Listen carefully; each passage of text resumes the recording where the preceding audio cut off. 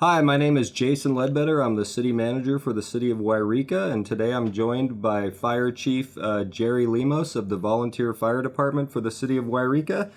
And today we just want to take some time and have a conversation about some of the things that are happening at the fire hall within the fire department for the city of Yreka, and kind of the main priorities as you see them, Chief, and some of the issues that you're running up against currently. If you can kind of explain to us what's going on over there. Sure, I'd be glad to.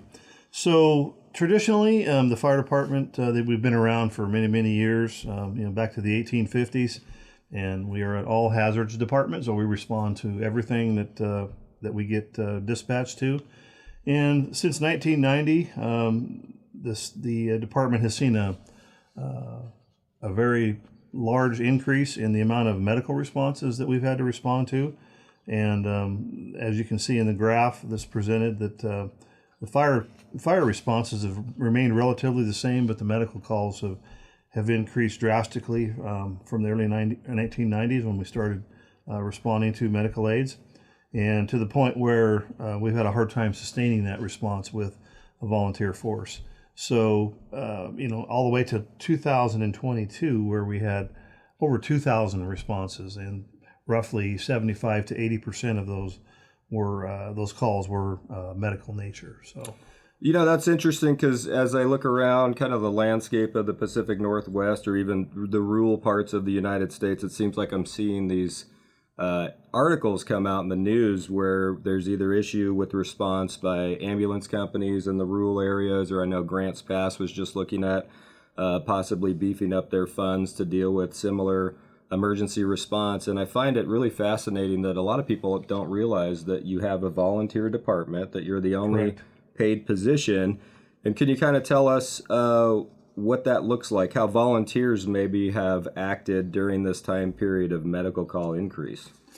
Well, what happens generally in a volunteer department is you have invariably you have people that have different availability to respond based on their job situation, whether that's someone who's near the fire station and can leave for a short time to be away from their job for a half an hour, to where some are farther away, or actually like I was at one time, out in the field all day and didn't have time to respond during the day, and I can only respond at night. So if you have, like we did back in the early 90s, we had 41 volunteers, and we could manage. The more we had on our roster, the more we could have at any given time to respond.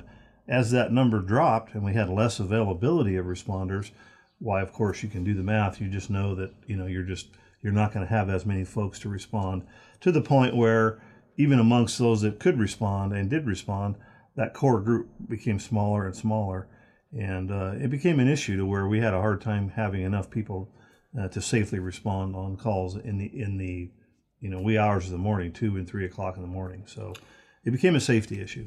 Yeah, and I can see here by, within this presentation that I know you've been going around within the community and giving to different nonprofits and just kind of educating what's going on at the fire department.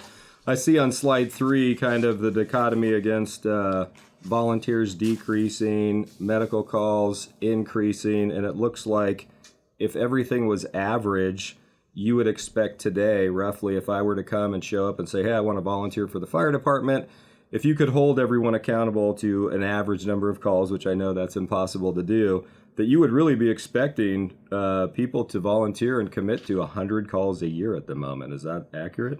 I would say yes, that is accurate. And again, that's very difficult. We've had tremendous volunteerism over the years and dedication. But like I say, when the numbers are down, it becomes more and more difficult. I mean, people leaving their jobs, leaving their families. And as the workload increases, the strain on that individual, it becomes pretty much untenable at some point. And we've had people actually depart from the volunteer, from the department because of that. And it's really been tough on them. But yeah, it's, as you can see by the graph, in the last several years, it's just gone crazy. We've had a large uptick to the point where it's really hard to manage, and we need more people to take care of that, and we're looking at ways to rectify that, and it's really been challenging, to say the least. Yeah, I can imagine. And I mean, I think one thing that's really interesting to me about what's happening over there is here in slide 4, it looks like here we have on the numbers on the bottom, those are individual, those are actual people, hypothetically. Correct. These are your volunteers. And I think everybody in this community knows 1 through 4 on some level. We know right. These guys right here, right? Yes. So can you kind of explain what this graph means exactly as far as who's responding and how there's really not an average that people are responding to? Right. As I said earlier, when the workload increases, which, it definitely has, and these individuals that you see here, the very first bar graph there that shows 3.2 alarms per day, and in parentheses, the 1,118 represents one individual responded that many times in 2022. So I was even shocked to see that number, because I would have thought that would have been somebody who was probably done and not going to respond. But that's a tremendous amount of responses. And then, even 2.7 alarms per day, which is, right on the heels of that number, 952, and 944 and 659. I mean, those are some absolutely, amazing numbers, dedication that those people show. So, but it starts tapering off dramatically after that. So you have that core group of 4, and that top responder, his situation has already changed as far as employment goes. So he's not available as often as he was. So right there you have a great example of why it's necessary to have either more volunteers or find another solution to eliminate some of those calls, or have extra personnel to respond, whether that be paid staff or whatever it is. But you've got to, the public has come to expect, that they will have somebody there when they call 911, which, in today's society, that's what happens. People do show up. So yeah, it's gotten to the point of where it has to be addressed.